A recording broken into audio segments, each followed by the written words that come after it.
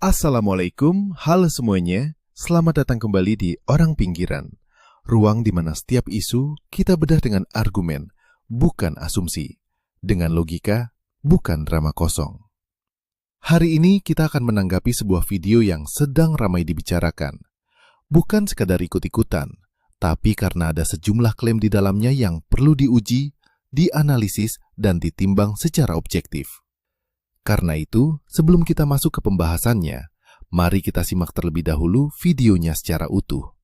Kita lihat bersama apa yang sebenarnya disampaikan, agar setiap pendapat yang kita bangun nanti punya dasar yang jelas. Baik, ini dia videonya. Hari ini saya terharu, sujud syukur, karena bagi saya mau bertanggung jawab terhadap kepercayaan amanah terhadap keluarga klien saya Pak Egy Sujana tidak akan merugikan.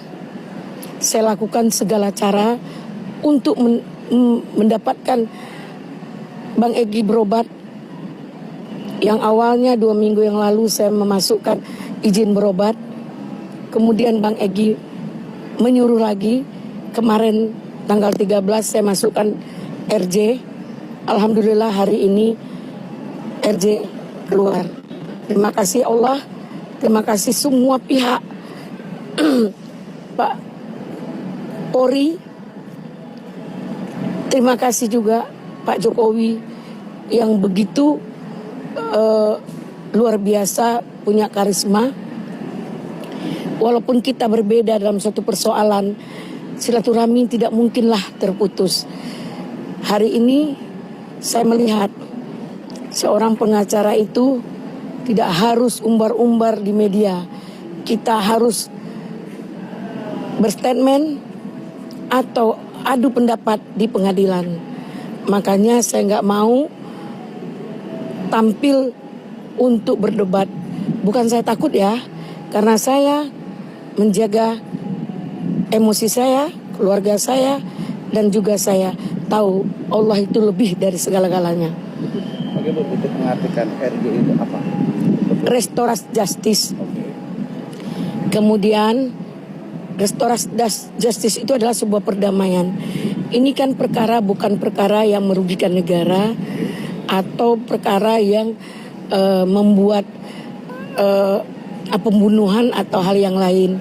Jadi karena ini adalah delik aduan, perdamaian bisa menjadi sebuah RJ, dan RJ bisa membuat SP3 menghentikan semua perkara dan close untuk Egy Sujana dan bersama DHL. Tapi saya tadi nggak ketemu DHL, kami masing-masing ya. Sebenarnya saya lebih dulu dari jam 11 tadi, karena orang ada acara rame, saya menunggu, barusan selesai.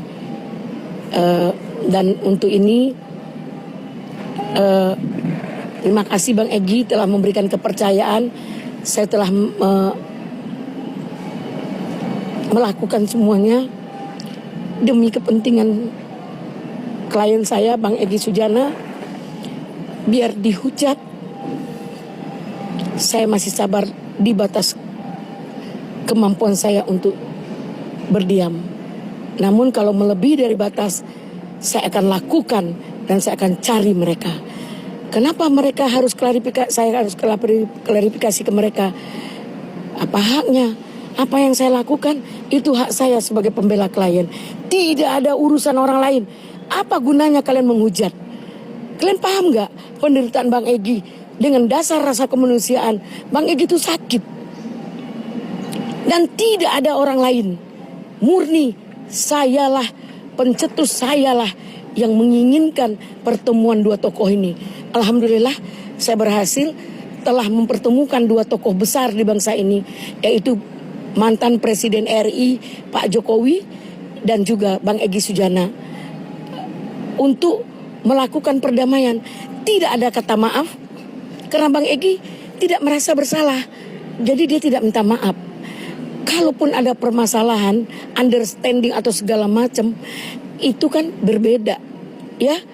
Permasalahan berbeda. Kalau Bang Egy udah case close, dia ijazah SMA, sudah digugat, sudah ingkrah berkekuatan hukum yang tetap, kemudian dia melakukan lumas dikarenakan kliennya ditahan. Kadarulahnya kliennya dibebaskan oleh remisi oleh Pak Prabowo. Terus dia mau gimana lagi? Saya melihat langkah yang diambil Ibu Elida Neti sebagai bentuk tanggung jawab profesional dan keberanian moral seorang advokat. Di tengah tekanan opini publik dan hujatan, beliau tetap fokus pada kepentingan klien dan nilai kemanusiaan, terutama terkait kondisi kesehatan Bang Egy Sujana. Restoratif justice bukan bentuk kekalahan, melainkan jalan hukum yang sah dan bermartabat. Tidak semua persoalan harus dipertajam dengan konflik berkepanjangan. Ketika hukum menyediakan ruang damai, memilih jalan itu justru menunjukkan kedewasaan dan kecerdasan hukum. Sikap menjaga silaturahmi meski berbeda pandangan patut diapresiasi. Ini menunjukkan bahwa perbedaan tidak harus berakhir dengan permusuhan. Keputusan untuk tidak gaduh di media dan menyelesaikan perkara secara elegan adalah contoh etika advokat yang seharusnya dihormati. Apa yang dilakukan Ibu Elida Neti adalah hak penuh sebagai pembela klien, dan publik seharusnya melihat ini sebagai penegakan hukum dengan hati nurani, bukan sebagai pengkhianatan terhadap perjuangan. Tidak mudah berdiri di posisi ini, dan keberanian memilih jalan damai layak mendapat dukungan. Oke, itu dia pembahasan kita kali ini. Di channel Orang Pinggiran, kita selalu berangkat dari sudut yang sering diabaikan. Suara kecil, logika sederhana, tapi argumen tetap harus tajam. Karena kalau bukan kita yang ngebedah, siapa lagi? Media besar sering terlalu halus, sementara drama publik dibiarkan liar tanpa dikupas. Kalau analisa barusan nambah wawasan, dukung terus channel ini. Tekan like-nya, komentar, biar algoritma tahu Suara Pinggiran juga layak didengar. Dan jangan lupa subscribe supaya kamu nggak ketinggalan kupasan selanjutnya. Kita bakal hadir lagi dengan sudut pandang yang lebih kritis, lebih blak-blakan, dan lebih menyentil. Drama publik nggak pernah tidur, dan kita juga nggak akan berhenti membongkarnya. Assalamualaikum warahmatullahi wabarakatuh. Shalom, Om Swastiastu, Namo Buddhaya, salam kebajikan, Rahayu. Sampai jumpa di konten berikutnya.